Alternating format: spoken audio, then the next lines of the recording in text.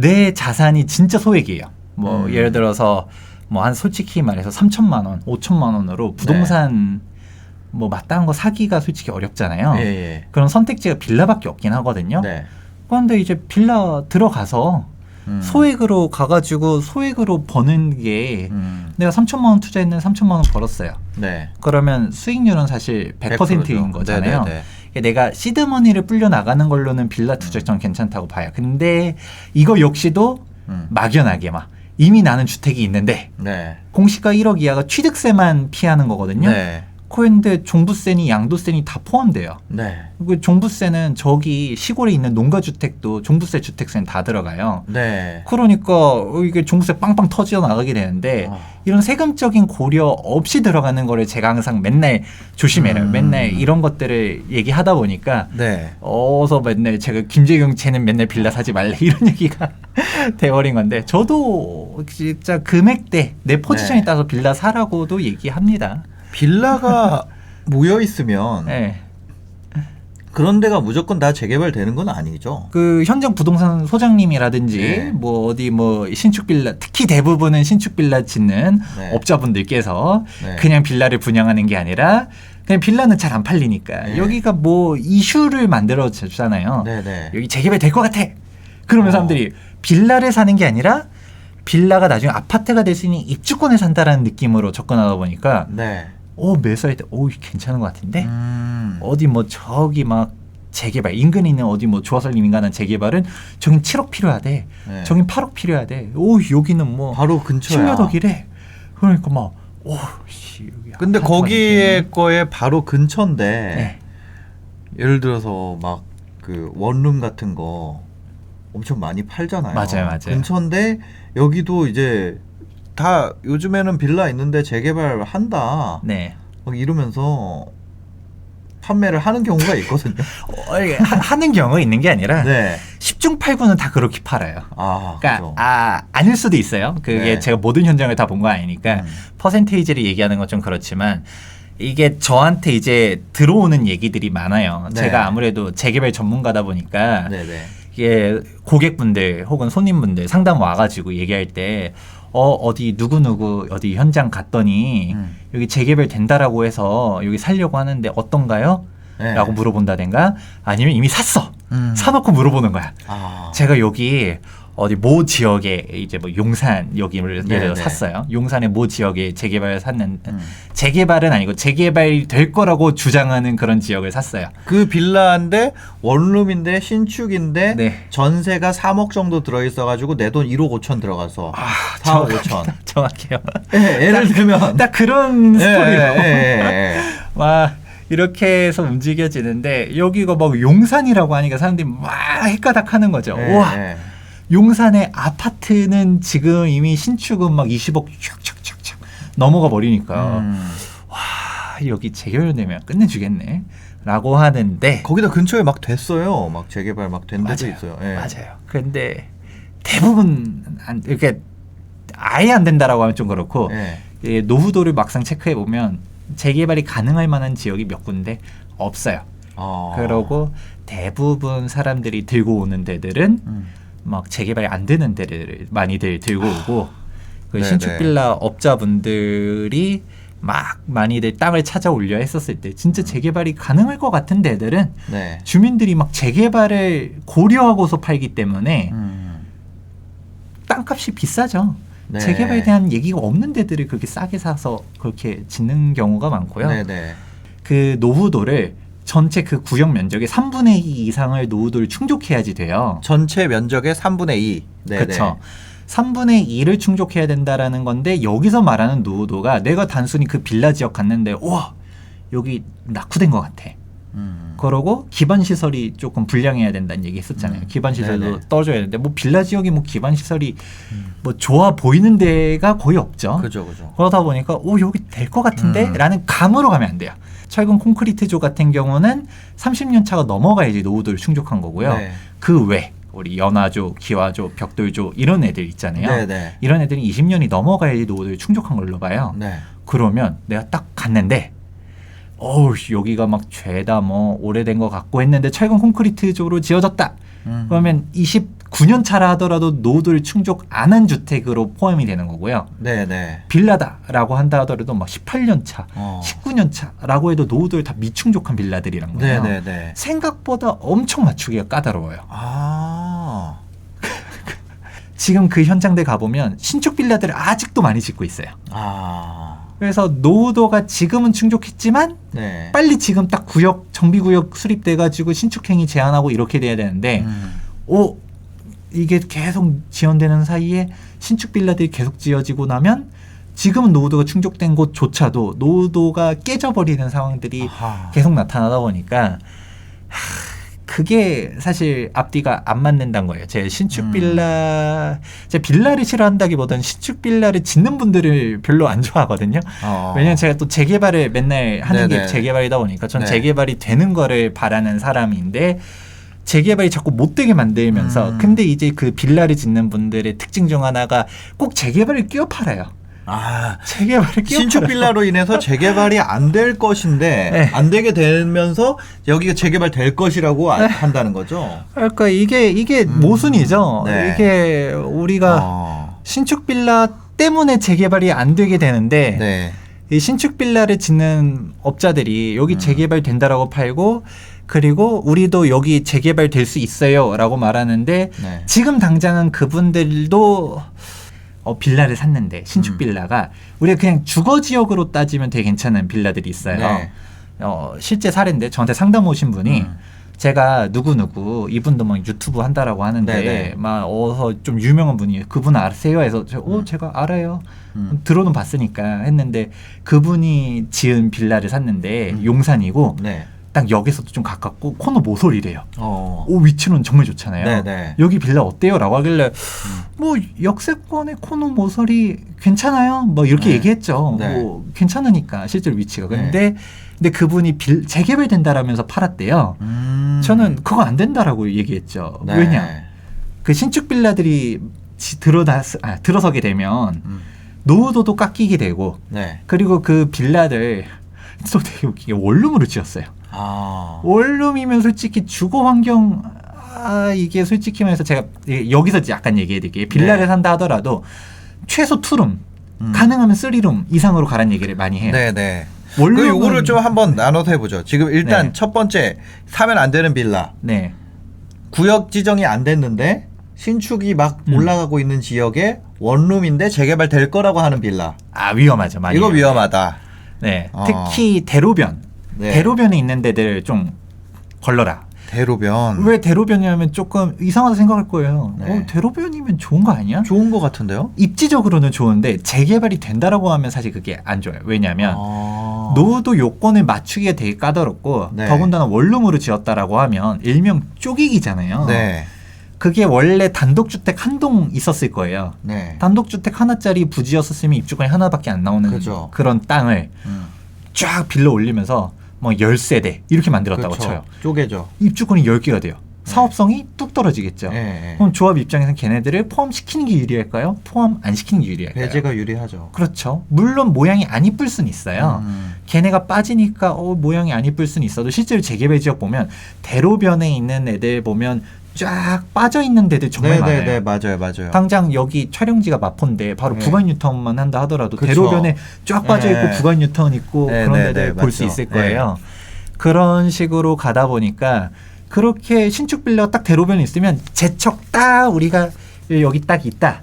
여기 신축 빌라가 코너 모서리에 딱 여기 있으면 얘네 딱 빼놓고서 구역 지정해 버릴 수 있다라는 거죠. 그래서 사실 기존 조합원 입장에서 사업성도 안 좋아지고 노후도도 그런데 재촉하는 게 더 유리하니까. 그렇죠. 네. 그렇게 해서 빠지니까 내가 그러니까 그냥 빌라 투자가 아니라 재개발이 될 걸 기대한다라고 하면 네. 너무 사이드에 있는 거는 피해라. 아하. 라는 게 첫 번째. 오히려 센터에 있는 건 어떻게 빼질 못하니까. 첫 번째로 구역 지정 안 됐는데 대로변 거 좀 조심해야 되고. 그다음 지금 주변에 뭐 공공재개발 어쩌고 얘기 들리는데 거기다 일단 걸러야 돼. 거기 일단 걸러야 되고. 네. 그래서 내가 빌라 사서 뭐 먹으려고 한다면 네. 지금 어떻게 보면 이거는 다 재개발에 대한 이야기잖아요. 그쵸.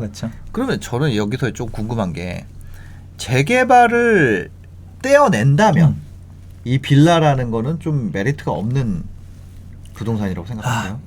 기본적인 메리트가 없다라고 봐요. 아파트 대비. 그렇죠. 아파트 대비가 아니라 어떤 부동산 상품 대비. 네. 우리가 건물의 가치는 결국 땅이에요. 네. 땅이 있고 실제로 빌라를 분양하는 사람들이라든지 얘기할 때 그냥 평당가 얘기를 정말 많이 해요. 네. 자, 봐라. 저기 아파트. 저기 대지 지분 코딱지만하게 네, 있는데. 그러니까. 특히 그러니까. 그나마 재건축 아파트면 좀 네. 대지 지분 높은 재건축 단지들, 예정지들 있지만 네. 신축 아파트들 용적률 300% 쫙쫙 네. 뽑아낸 애들 보면 뭐 그냥 대지 지분 해봤자 뭐 30평대 아파트도 뭐 그냥 몇 평 안 돼요. 그러니까요. 여기서 뭐 주상복합이다 보니 더 막 그냥 그렇죠. 더 올려버리고 네. 그냥 막 오피스텔도 장난 아니고. 네. 오피스텔은 거의 없죠, 땅이. 그렇죠. 네. 오피스텔은 또 상업지에 주상복합이랑 오피스텔이 단점적인 상업지에다 지어놓으니까 용적률 뭐 그냥 몇백 % 쫙쫙쫙쫙쫙 그쵸. 뽑아놔서 그래서 사실 좀 대지 지분의 가치가 거의 없는 건데 네. 그런 거 생각하면 빌라는 대지 8평이래 대지 10평이래 라고 하면 그러니까요. 좀 괜찮아 보이거든요. 네. 근데 우리가 그 대지의 가치를 논한다라고 하면 대지를 활용할 수 있을 때 그 대지의 가치가 있는 거잖아요. 우리가 제1원칙 건축을 하기 위해서는 토지 확보를 100% 다 해야 돼요. 모든 세대 거를 내가 땅을 다 사야 된다는 거죠. 다 사야지 건축이 가능해요. 네. 뭐 그래서 예전에 알박기다 뭐다 막 이런 얘기들 많고 했었었던데 근데 이제 재개발 재건축 같은 경우 75% 동의를 달성하면 되거든요. 네. 나머지를 재개발은 수용할 수 있고 재건축 같은 경우는 매도 청구를 할 수 있어요. 네. 그런데 우리가 그렇게 어렵다라고 하는 지역주택 조합이 왜 많이 무너지냐? 95%를 충족해야 네. 토지 확보를 95% 해야 5%를 매도 청구를 할 수 있어요. 그러니까 지주택이 그 알박기가 가능한 거죠. 네, 한 네. 6%, 7%가 안 파라고 개기면 네네네. 무너지는 거거든요. 네. 대표적으로 트리마제가 그 몇몇 집들의 알박기로 무너진 거였었거든요. 원래 지주택으로 갔다가 네. 무너지고 그거를 동부건설이 사가지고 지은 게 트리마제거든요. 네네. 그러니까 지주택이 그래서 안 좋은 건데 근데 이 얘기가 극단적으로 나오는 게 빌라인 거죠. 내가 이 빌라를 평당가로 보니 괜찮은 것 같아. 네. 예를 들어 보니까 여기 뭔가 지으면 대박 날 것 같아서 빌라를 막 사모으기 시작해요. 네. 예를 들어 빌라 하나당 뭐 3억짜리 빌라가 한 네. 8개 호실이 있다고 칠게요. 네. 그러면 38이 24억이잖아요. 네. 근데 24억 하려고 막 사모으고 있었는데 한 집이 나 안 팔아 이러는 거예요. 안 팔아. 나 이거 이사 가기 싫어. 네. 그럴 수 있죠. 나 5억 줘. 내가 생각하는 내 빌라의 가치는 5억이야. 네. 그러면 이미 그 빌라 주인은 그 사람이니까. 그렇죠. 25억이 투입됐어요. 네. 막 3억을 더 주고 살려고 했는데 한 집이 안 팔아. 어떻게 하면 5억 줘야겠죠. 네. 그렇게 되는 게 있고 근데 이거를 누군가가 정보를 샜어. 막 이 매집하는 거 알았어. 네. 알박기를 가려고 먼저 선수를 치는 거죠. 빌라 하나를 3억씩 사모으고 있을 때 네. 야, 내가 그거 4억 줄게. 시세보다 비싸게 줄 테니까 네. 팔아. 해서 4억에 하나 사요. 네. 그리고 10억 불러. 그러니까. 어떻게 할 수가 없어요. 법적으로. 네. 우리가 뭐 지주택 같은 경우는 그나마 95% 모으면 매도 청구 소송이라도 할 수 있는 건데 이거는 그냥 안 팔겠다는 건 법적으로 할 수 있는 게 아무것도 없는 거예요. 네. 그게 알바낀 거잖아요. 그런 건데 그렇다 보니까 빌라가 어렵고 그래서 실제로 그 빌라 짓는 업자들도 빌라를 헐고서 빌라를 짓는 경우는 없어요. 네, 99.9% 제가 100%라고 단언할 수 없으니까 네. 99.9%는 단독주택을 사서 빌라를 지어요. 그렇죠. 왜냐면 단독이 평당가로 또 비쌀 수 있어도 네. 단독은 그냥 한 번에 뭐 예를 들어서 뭐 아까 빌라 다 사모으는데 28억이라 했는데 여기서 그 단독주택 옆에 네. 똑같은 대지 지분인데 30억이야. 30억이야. 그래도 그게 깔끔하다는 거죠. 네. 그래서 이게 대지 지분이라고 말하는 거에 함정이 있다라는 거를 이해하셔야 되고 네. 대지 지분을 활용한다라는 거는 뭔가 다른 신축 행위를 하려고 했었을 때 그 대지 지분 얘기를 하는 거지. 혹은 재개발을 됐을 때, 네. 즉 신축이 들어갔었을 때 내 땅 면적이 몇이냐 라는 거지. 그게 아닌 이상은 그냥 빌라는 빌라예요. 활용 가치가 없는 거죠. 그게 핵심인 거예요. 그래서 우리가 아파트는 사람들이 선호하는 주거 형태니까 아파트는 괜찮은데 네. 아파트가 아닌 주거형 상품에서 단독주택 땅을 100% 가지고 있으니까 네. 단독을 되게 선호하고 차라리 다가구가 낫겠네요. 맞아요. 다세대와 다가구의 차이가 다가구는 1인 소유권자니까. 네네네. 그리고 상가주택. 즉 땅을 온전하게 가지고 있는 애들은 많이 올라가고 네. 즉 같은 개념으로 상가도 제가 별로 안 좋아해요. 네네. 근데 이제 상업시설 아무리 경기가 안 좋다 해도 지금 꼬마 빌딩 같은 경우는 가격대가 올라가잖아요. 네. 꼬마 빌딩이 똑같죠. 소유권이 하나. 땅을 내가 깔고 있으니까. 네. 근데 똑같은 상업시설이라 하더라도 구분 상가. 안 올라가죠. 단지 내 상가. 네. 죽었다 깨나도 안 올라가고 공실 박 터지고 오히려 네. 가격 떨어지고. 네. 이게 차이점인 거예요.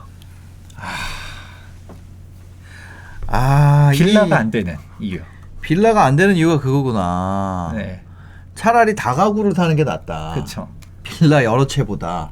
빌라 여러 채 살 돈 있으면 그거 모아가지고 다가구 한 동 사는 게 낫다는 그렇죠. 거죠. 뭐 이제 대지 지분이 아무리 뭐 진짜 대지 지분 넓은 빌라들 찾아보면 네. 대지 지분이 뭐 12평, 15평 이런 빌라들도 있어요. 네. 몇 세대 안 되는 빌라들이죠. 네. 근데 진짜 몇 세대 안 돼서 막 뭐 이제 한 층에 한 호실밖에 없어서 이제 4세대밖에 안 된다. 이런 경우는 네. 어떻게 비벼올 수 있겠지만 보통 8세대, 막 12세대, 막 극단적으로 막 칼질하면 막 무슨 막 열 몇 세대도 막 되거든요. 네. 그렇게 지어진 데는 아무리 대지분이 높다 해도 그 대지분을 활용할 기회가 없다. 네. 이게 팩트죠. 그러려면 재개발 구역으로 지정돼야 되는 거죠. 그렇죠. 빌라가 빛나는 답이 없는 경우는 거예요. 빌라가 빛나는 유일한 순간은 재개발밖에 없다는 거죠. 그래서 실제로 재개발 지역들 보면 건물을 가지고 있는 사람들, 네. 대로변에 막 건물 막 한 동짜리 가지고 있는 사람들이라든지 넓은 단독주택이라든지 다가구, 뭐 상가주택 가지고 있는 사람들은 네. 솔직히 별로 안 좋아해요. 그냥 파는 게 더 비싸니까 네. 입주권 되는 것보다. 근데 빌라 가지고 있는 사람들은 재개발밖에 없으니까 무조건 재개발 찬성하죠. 네. 그럼 빌라를 내가 직주 근접, 실거주 이런 요건 때문에 다소 생활 환경을 포기하더라도 빌라를 사고 싶어하는 분들도 있어요. 어차피 집에도 나 잠만 자는데. 맞아요. 그럼 그런 경우에는 어떤 빌라를 사는 게 좋을까요? 자, 이제 제 오명을 조금 씻어내.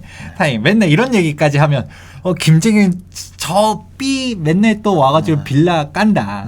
맨날 댓글 달려요. 너 때문에 빌라가 안 올라간다. 너 이 나쁜 놈아 하면서 이렇게 얘기하는데 제가 얘기했던 것처럼 빌라도 올라가요. 네. 올라가는데 이런 점들 때문에 상대적으로 안 올라간다는 거고 솔직히 팩트는 네. 강남이 이제 4년 됐죠. 지금 막 본격적인 상승장 네. 2017년도부터 봤을 때 네. 강남 어지간한 아파트 막 15억 다 올라갈 동안 네. 뭐 극단적으로 내가 1억을 투자했는데 1억이 올랐어. 그러면 수익률 대박이죠. 100%잖아요. 네. 나쁘지 않아요. 5천만 원 투자해서 5천만 원 먹어도 100%죠. 맞아요. 네. 수익률적으로 보면 빌라가 나쁘지 않아요. 네. 이게 괴리감인 거예요. 제가 빌라를 무조건적으로 깐짠히 조금 그런 것 중 하나가 투자 수익률로 보면 빌라 수익률 되게 높아요. 소액이니까. 네네네. 소액을 들어가니까 수익률 괜찮고 그래서 내가 자본이 얼마 없는 사람들 같은 경우는 빌라 투자하는 거 되게 괜찮거든요. 자본이 적고 무주택자인 경우. 그래서 막 이제 사회초년생들 네. 뭐 이제 20대 30대인데 뭐 이제 심사임당 채널을 보시는 여러분들 중에서 내가 자금이 한 3천만 원 가지고서 네. 부동산은 못 하는 줄 알았는데 빌라 살 수 있거든요. 네. 갭으로. 그렇게 해서 갈까 말까 했을 때 이런 것들이 갈 수 있다는 거죠. 수익률적으로는 되게 괜찮고 네. 그러면 일단 전제 조건 얘기했죠. 무주택자의 소액인 사람들. 네. 무주택자인데 돈이 많으면 당연히 아파트 가야죠. 네. 재개발 가고 이렇게 네. 일단 전제 깔아두고 여기서 빌라를 가면 어떤 빌라들을 사야 되냐 네. 해야 되는데 일단은 재개발 얘기 나온 데는 거르세요. 재개발은 걸러라. 재개발 제가 재개발 전문가니까 할 수 되게 있는 얘기인데 제가 재개발 전문가니까 하는 얘기가 일단은 팩트를 얘기해 드릴게요. 네. 지금 서울 시내에서 재개발 노후도를 충족한 데들이 있어요. 네. 그런 데들은 2억 필요해요. 기본 2억이다. 네. 제가 많이 홍보해 주는 네. 뭐 이제 채널 사이트 중 하나가 네. 부동산 플래닛이라고 있어요. 네네. 제가 이거를 많이 알려주는 것 좀, 제가 뭐 거기서 돈 받은 적도 없고 네네. 근데도 많이 알려주는 게 이게 대중적으로 많이 퍼져야 사고를 안 당하거든요. 네. 사기 당하지를 않는데 어. 이 부동산 플래닛에서 유용한 기능 중 하나가 네. 탐색 옵션이 있는데 여기서 이제 노후 연차들을 소트할 수 있게 돼 있어요. 아하. 이거를 저는 집원별로. 그렇죠. 제가 이게 소트를 어떻게 하냐? 네. 19년 차로 소트를 해놔요. 네. 0년 차부터 19년 차까지 이렇게 소트를 해버리면 네. 이제 파란색으로 막 신축들이 쫙 뜨거든요. 대충 지도를 휙휙휙 왔다 갔다 보면 얘네들이 이 파란색이 3분의 1만 넘어가도 재개발이 안 된다라는 거잖아요. 이거 한번 볼 수 있어요? 그렇죠. 예, 여기 띄울 수 잠깐. 있나요? 예. 그렇죠. 자, 여기 보면 네. 탐색 있습니다. 탐색. 탐색에서 보면 쭉 어딨지? 여기 준공연차가 있죠. 네.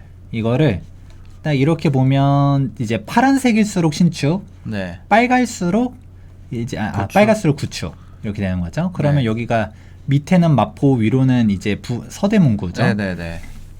그러면 딱 여기서 감이 나오는 거예요. 우리가 여기서도 본 게 요런 데들 뭐 여기 노후도가 부가연이고. 조금 뭐 이러네. 여기 염리 사고요 아니에요? 그쵸. 네. 이제 재개발 막 얘기 나오고 재개발 실제로 된 데들 보면 노후도가 또 어떻구나 이런 것들을 보여지고 이렇게 딱 되는데 여기 딱 부가연이 극단적으로 보이죠. 네네네. 부가연 당연히 이거 빨갛구나 라는 네. 부분들을 알 수 있는데 여기서 근데 이렇게 보면 그냥 사실 다른 데들도 빨간 데들 많은 것 같고 이래요. 네. 이거를 쫙 19년 차로 줄이는 거죠. 네. 왜냐면 19년 차는 그냥 무조건 신축으로 본다. 네. 그러면 딱 보면 여기 어때요? 아 너무 파래요. 너무 파래죠. 네. 여기 후암동 맨날 후암동 떠드는데 3분의 1 이상이 파라면 답이 없다. 네, 그렇죠. 봤을 때. 여기가 뭐 후암, 여기가 뭐 청파 하면서 얘기하는데 너무 조금 파란데? 쎄하다라는 생각들이 네. 들고요. 이제 이러고서 부가연 보니까 부가연이 신축이 몇 개 없구나. 네네. 이런 것들이 이제 보이게 되는 거예요. 부가연, 3구역, 2구역 이렇게 네. 있는데 신축들이 많지 않죠. 네. 그러고서 그래서 재개발 얘기가 나오는 데도 있잖아요. 네. 여기도 염리사. 뭐 그렇게 많지 않네. 네. 이런 거. 그리고 또 우리 마포에서 가장 핫한 데는 아연 네. 1구역, 가칭 그쵸. 아연 1구역. 네. 여기도 보면 좀 그렇게 많지는 않네. 네, 그래서 네, 말 나오는 데들은 이유가 있구나. 아하. 근데 여기 가격대들 수억 원 들어가죠. 장난 아니죠. 그러니까 네. 보통 재개발 예정지 관리에서 제가 최소 2억이라는 얘기 했었던 게 네. 여기는 그냥 기본 5, 6억 그냥 훌쩍 넘어간 지 오래고요. 네, 네, 네. 여기는 그냥 딱 가격대들이 싸다 싶은 데인데 노후도가 많은 여기 데들이 청파동은 아니네. 쉽지 않죠. 신축을 여기 부동산 플래닛이 절대적인 게 아닌 게 이렇게만 보면 3분의 1이 안 됐잖아요. 네. 안 됐으면 될 것 같은데 라고 하는데 제가 여기가 진짜 된다 안 된다를 네. 얘기하는 게 아니고 실제로 봤었을 때 지금 3분의 1 되는 것 같은데 싶어도 이 부동산 플래닛이 동기화가 바로바로 돼 있는 게 아니잖아요. 네. 실제 현장을 가보셔야 돼요. 지금도 짓고 있는 빌라들이 얼마나 있는지 봐야 되고 딱 여기 보이죠? 한남뉴타운. 네. 보이는 거죠. 깔끔하네요. 깔끔하죠. 이렇게 보이는 거고 좀 더 옆으로 가면 용산 얘기를 많이 하는데 용산 다른 데들은 사실 노후도 맞춘 데들이 없다라고 하면 거짓말이지만 거의 없어요.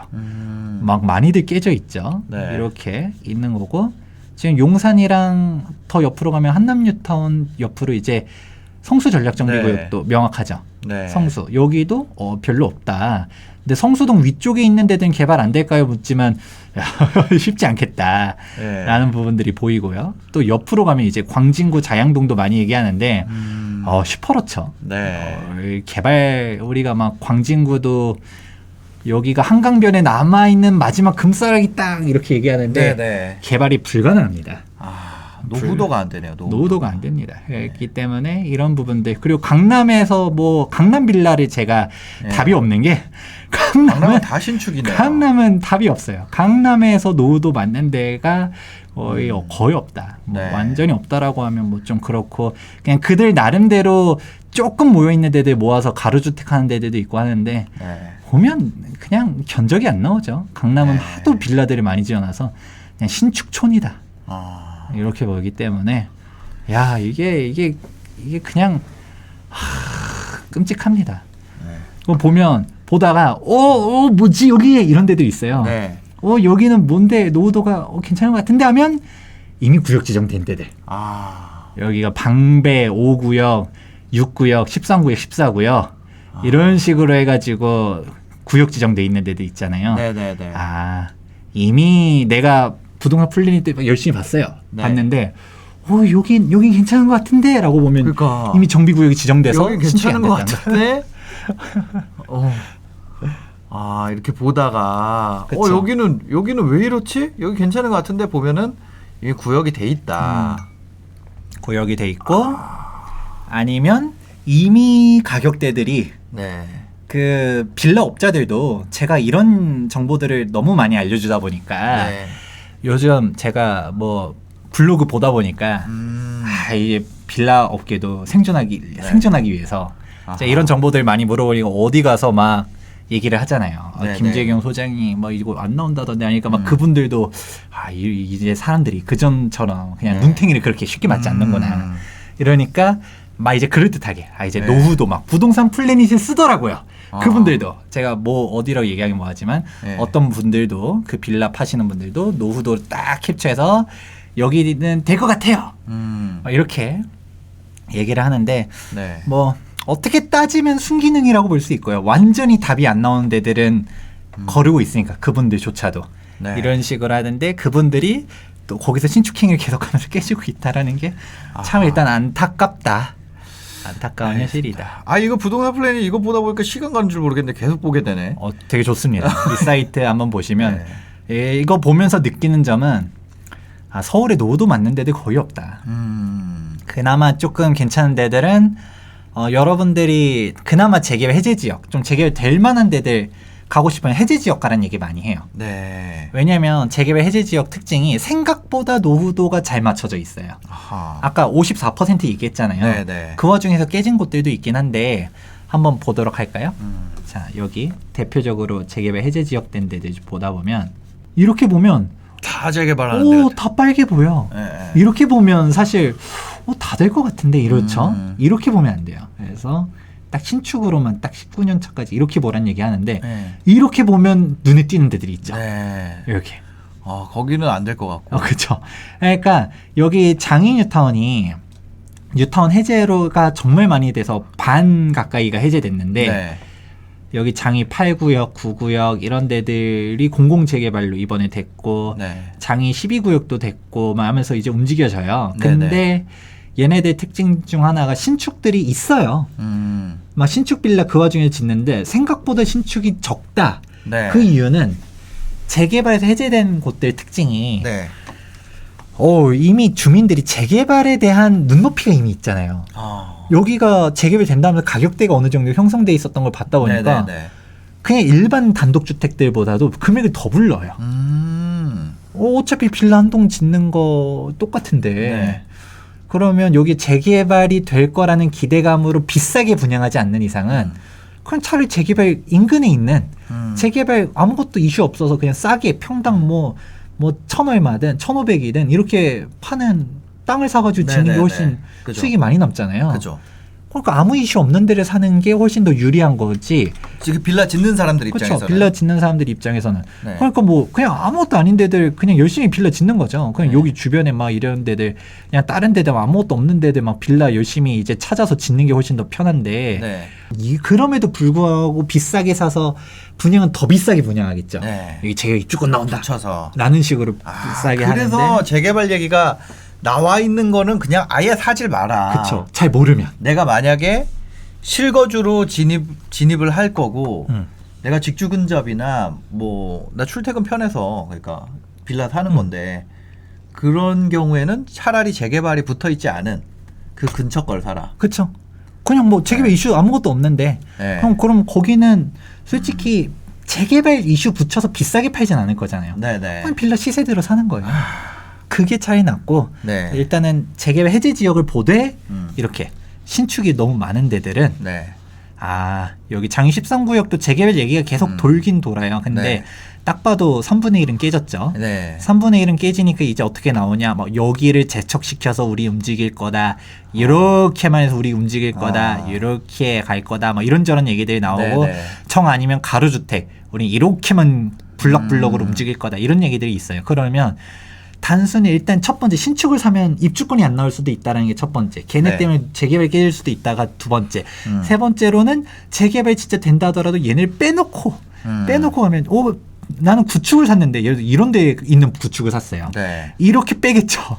그렇죠. 나는 억울해. 난 신축도 아니고 네. 주변에 있는 애들이 신축이 되면서 여기 있는 애들 막 이빨 빠지는 거죠. 그러면 나는 싹 빠져나가니까 사도 좀 이런 데 있는 데를 사야겠다. 네. 이런 식으로 잘라봐서 여기도 잘 잘라보면 어떻게 나오겠는데 이렇게 그렇죠. 큰 길 쪽으로 해가지고 이렇게 자르면 어떻게 이게 그렇죠. 나올 것 같은데라는 생각이 드는 게 있으면 그쪽을 차라리 해라. 네, 뭐 정 기대할 거면 네네네. 그러니까 뭐 이것도 쉽진 않아요. 왜냐면 정비구역 지정을 서울시장님이 하다 보니까 우리 멋대로 되는 것도 아니고 그러니까 우리가 상상하는 대로 그려지는 것도 아니잖아요. 네, 그렇지만 일단 여기서 얘기하는 내용들은 그런 이슈들이 있고 네. 내가 적어도 여기는 들어가야지. 여기 들어가면 이제 네네네네. 지옥행이다. 적어도 여기. 네. 그러니까 지금 여기랑 가격이 같다면 여기 거를 사는 게 맞다는 당연하죠. 거죠. 그러니까 아예 그런 거 안 할 거면 그냥 아예 그 이슈 없는 데를 그렇죠. 그냥 이런 데 가서 사던지. 네. 그죠? 그렇죠. 그래서 저는 네. 빌라를 살 때 일단 재개발 이슈 없는 데를 가라는 이유는 일단 이해가 됐을 것 같아요. 네네네. 그러면 두 번째, 재개발 인근을 가라는 얘기 많이 해요. 재개발 인근. 빌라를 살 거면 재개발 인근을 가라. 그게 무슨 얘기예요? 이런데 뭐 우리가 보면 재개발 막 이렇게 쭉 있으면 뭐 여긴 대놓고 신축촌이잖아요. 네, 이게 네. 안 되겠죠? 네네. 이런 데를 사는 거야, 그냥. 왜냐? 이제 재개발이 되면 이제 두 가지 장점이 있어요. 네. 우선 첫 번째, 가장 쉽게 생각할 수 있는 거는 재개발 지역들 이주 철거하잖아요. 당장 네. 여기 장이 6구역, 4구역, 10구역 이주 철거하게 되면 네. 여기 기존에 있었던 세입자들이라든지 집주인들이라든지 어디 딴 데 살아야 되잖아요. 가야죠. 근데 이 동네를 떠나서 갑자기 내가 저기 상계동으로 갈래 이럴까요? 그렇게 할 수 없죠. 근처로 생활권 네. 근처로 가겠죠. 네네. 내 친구들 여기 근처에 있고 그러니까 그러면 인근 빌라의 전세든 월세든 매매든 시세를 알아볼 텐데 네. 이주 수요를 일단 첫 번째로 기대할 수가 있다. 내가 재개발이랑 상관없이 음. 재개발 이슈가 없는데 재개발 근처인 거를 확실히 신축촌에 있는 거를 샀어.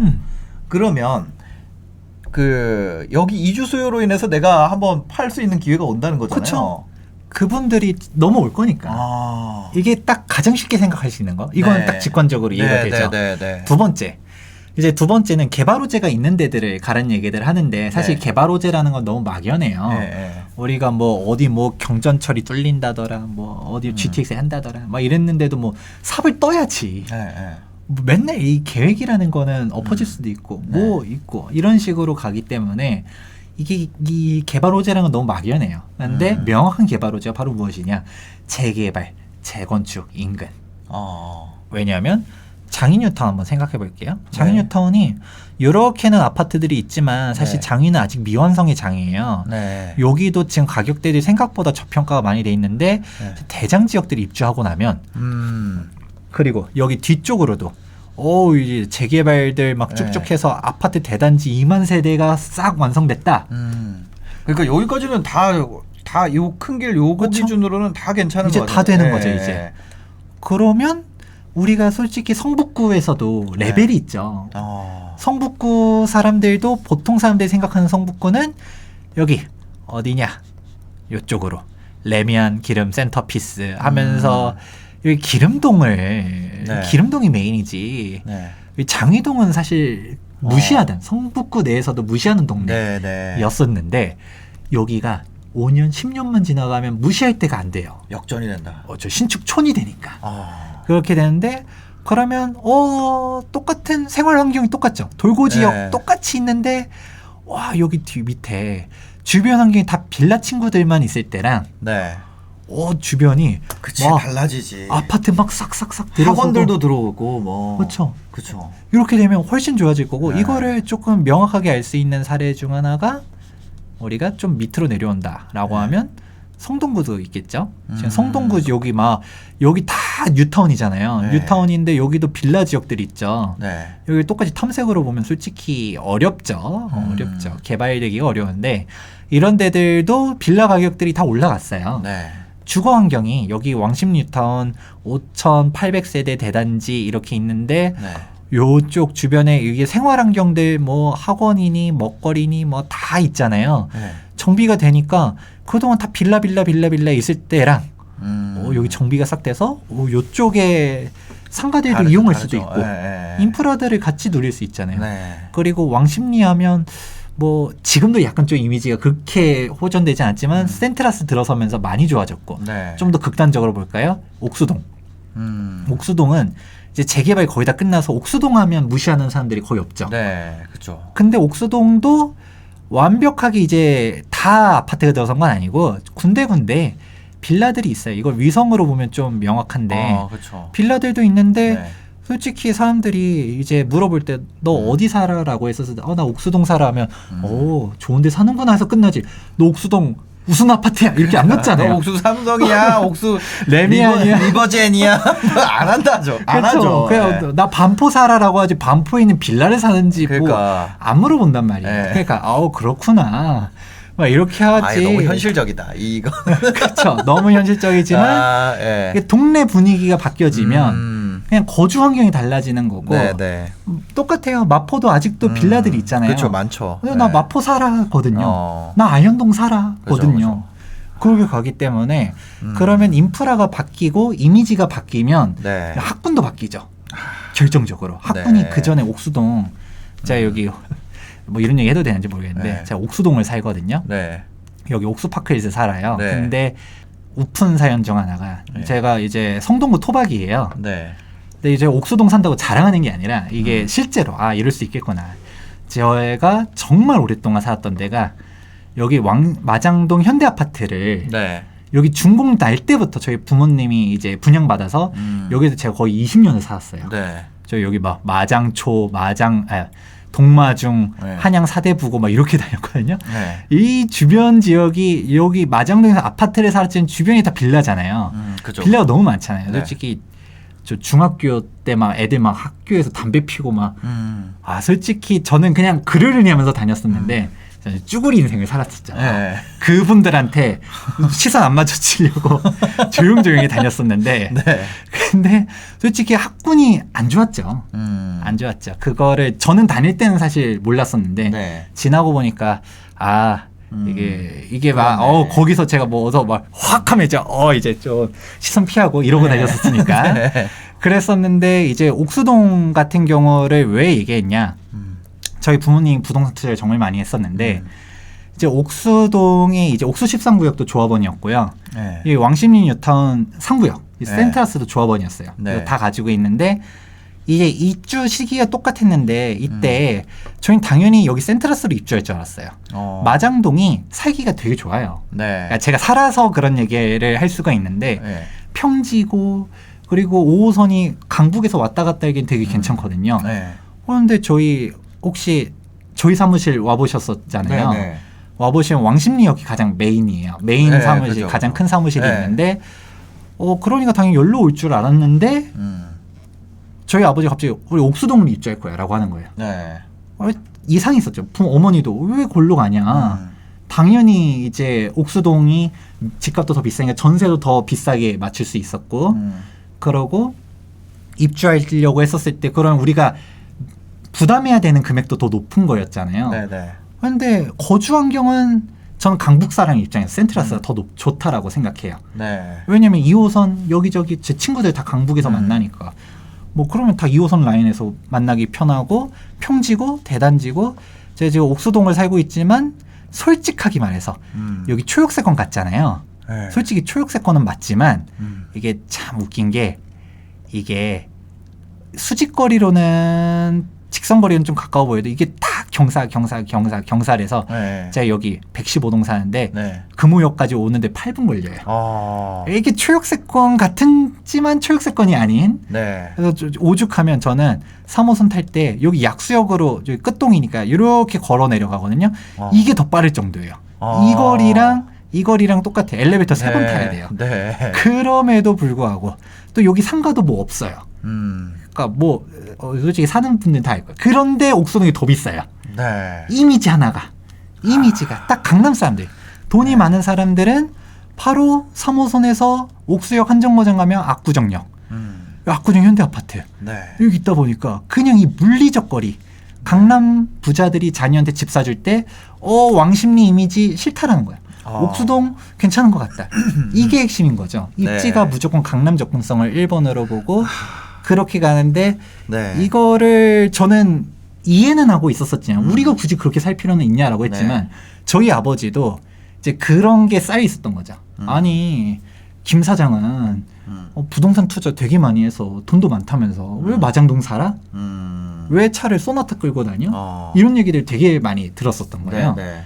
저희 아버지가 처음으로 지른 게 소나타를 거의 소나타 3 아시죠? 네. 그거를 뽑고서 거의 엄청 오랫동안 계속 그 뒤에 패치나 3, 직장끼리 그 뒤에 3 떼가지고 가면 수능 300점 넘어간다고. 소나타 3잖아요. 그렇게 돈을 아껴가지고 네. 이렇게 투자하고 막 했었던 분이셨는데 이제 제네시스를 뽑는 게 저희 아버지 첫 번째 사치. 네. 그렇게 하고 두 번째 사치가 옥수동으로 간 거예요. 네. 내가 성동구에서 계속 살면서 성동구에 계속 살 건데 또 부천으로 가자. 너 어디 가서 막. 솔직히 이게 저는 사실 돈 낭비라고 생각했었고 우리가 굳이 그럴 필요 있냐라고 했었지만 저희 아버지는 그런 거를 많이 접했었고 네. 주변에서 많이 들었었고 이게 강북 사람인 저는 성동구 태어나서 성동구 계속 살았었지만 네. 우리도 똑같구나. 이게 어느 정도 저희 아버지는 맨날 네. 공치러 다니시면서 있는 분들이랑 만나다 보니까 네. 그런 얘기를 계속 들었을 거예요. 네. 이사 갈 때 갈 수 있어요. 둘 중 하나 선택할 때 옥수동 하자. 네. 그거가 됐었던 것처럼 다른 사람들도 마찬가지란 거죠. 요즘엔 지방에도 그런 현상 많이 일어나고 있잖아요. 네. 지방에 신축 올라가는 게 솔직히 가오빨이에요. 그 동네에서 돈 좀 벌었다 하는데 지방에 돈 쓸 데 뭐 있어요. 그러니까 그 동네에서 제일 좋은 거 새로 들어왔다 그러고 원래는 여기 무슨 한신이 아니라 하여튼 뭐 그런 코하루 이런 거 있었는데 갑자기 뭐 이 동네에 그런 거 들어온다고 하니까 뭐 레미안 이런 거 들어온다고 하니까 야 우리 레미안 가자 뭐 레미안 가자. 야 우리 뭐 돈이 없어요 레미안 가자 이렇게 신축 해가지고 가자. 그 올라가는 거거든요. 그 동네 부자들이 다 모여버리니까 그런 현상들이 지금 뭐 전국적으로 일어나는 것 같아요.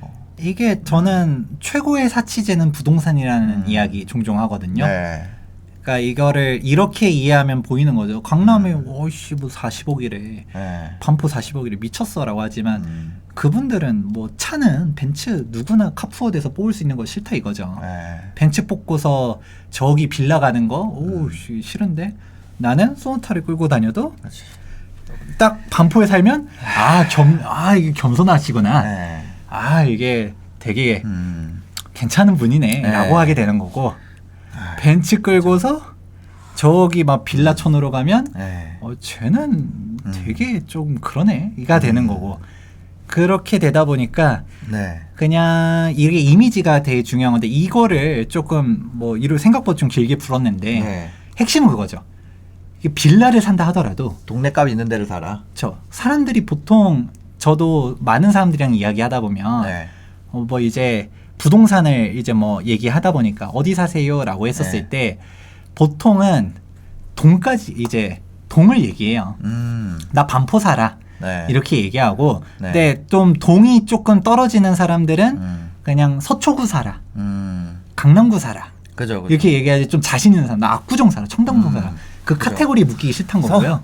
성동구에서도 성수동 사는 분은 성수동 산다 그러잖아요. 그럼요. 당연하죠.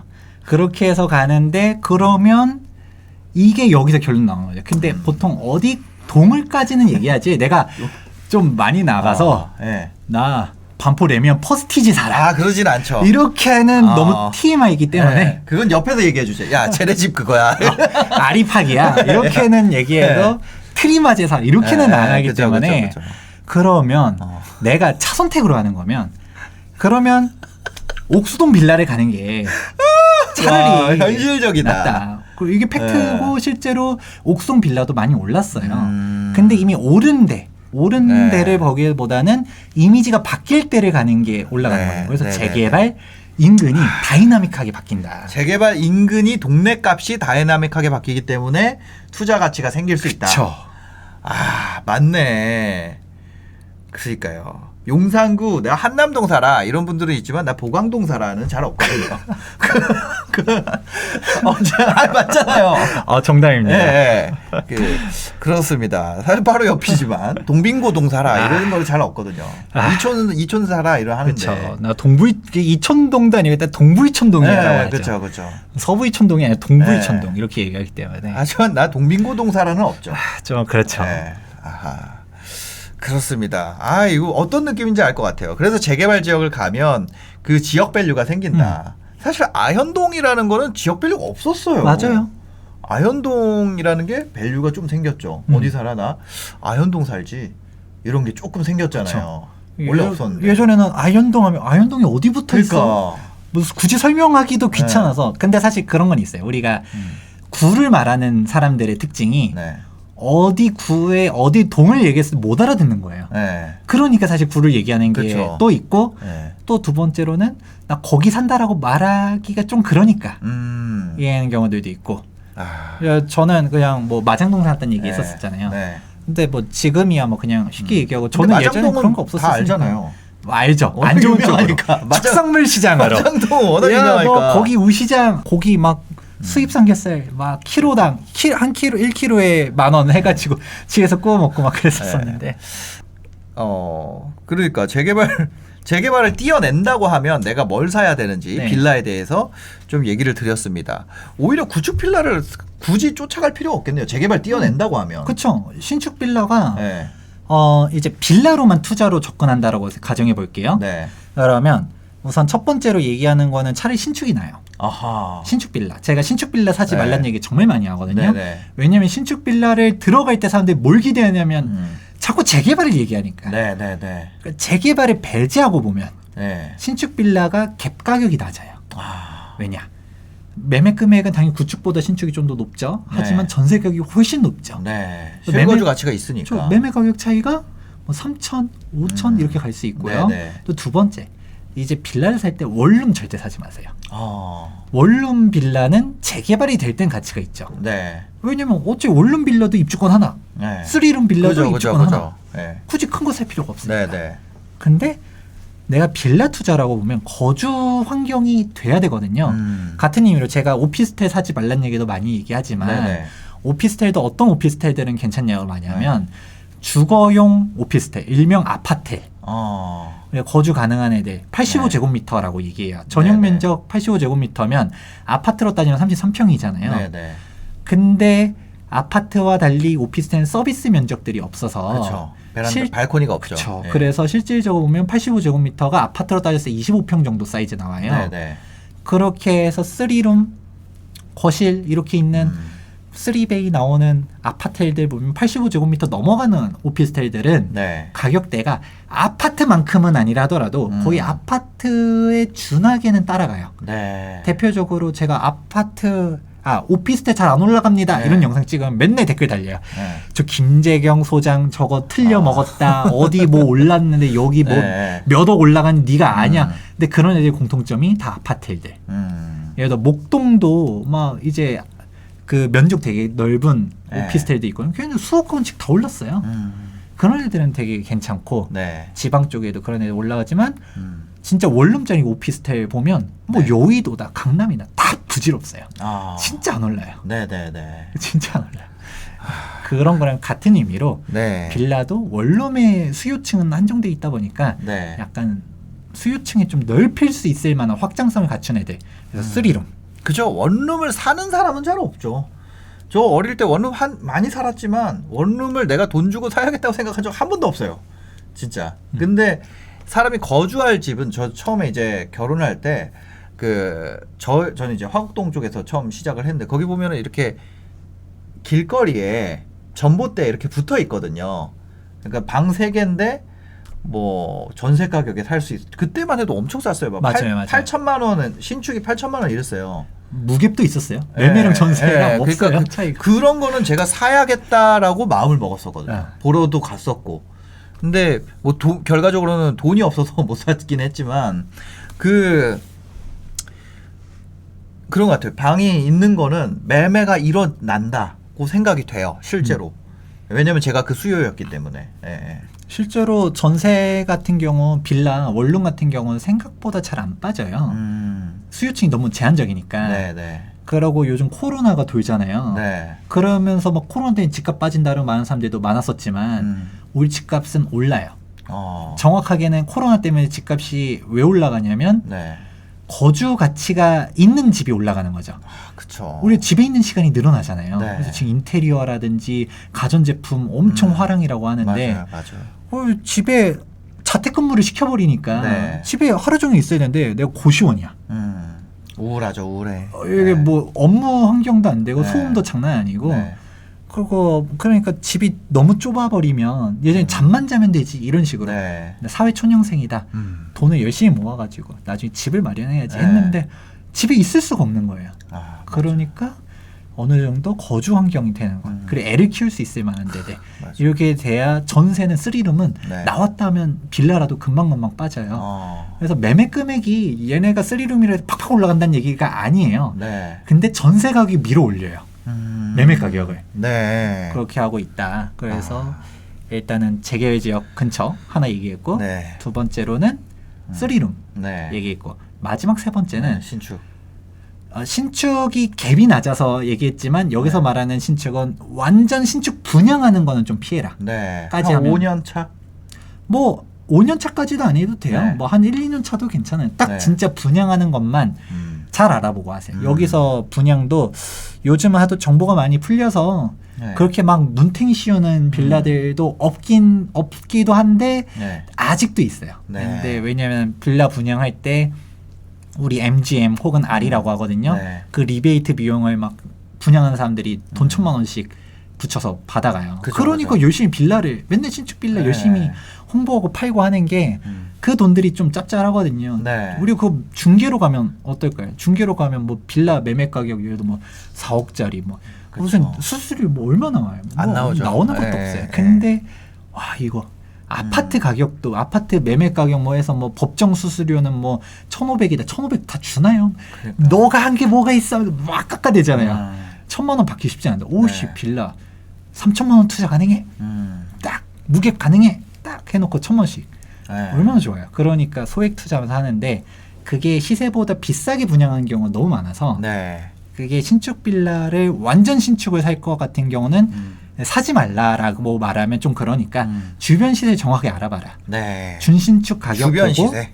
구축 가격 보고 거기서 얘기하는 것만 너무 듣지 말아라. 여기 네네. 전세 가격 세팅 엄청 과도하게 맞춰놓는 경우들이 있어요. 막 4억 5천에 분양하면서 네. 네. 막 이제 시세는 4억 이렇게 전세 시세를 4억 이렇게 맞춰놓은 경우. 근데 주변 전세 시세 보니까 한 3, 4년 차 되는 준신축 빌라도 시세가 뭐 예를 들어 3억 5천이야. 네. 너무 과하게 맞춰놓은 거잖아요. 그쵸, 그런 그쵸. 것들 보면서 받는데도 합당한 것 같아라고 하면 그거는 괜찮은 빌라. 네. 대신 요구는 좀 하세요. 예를 들어서 너네 그 분양할 때 수수료 있는 거 아는데 실제로 대놓고 알고 들어가는 사람들이 있어요. 네. 나 분양가서 좀 빼줘. 음. 너 그냥 거의 대행인 끼고 들어가는 게 아니라 분양 시행사한테 직접 가는 거예요. 다이렉트로. 야 너네 리베이트 1,000만 원 있는 거 다 아는데 201호에 문 달려 있는데 그냥 열고 들어간다는 거잖아요. 그 분양 사무실이 있어요. 네. 그래서 찾아가서 뭐 부동산 네. 사장님 끼고 들어가는 게 아니라 네. 그냥. 그렇죠. 그 부동산 사장님이 친절해가지고 거기 막 나 중개 수수료 안 받을게가 친절한 게 아니에요. 나는 네. 거기서 받으니까. 그러니까. 그러니까 다이렉트 들어가서 나 얼마 떼줘. 이런 사람들도 실제로 있어요. 좀 잘 아는 분들은. 네.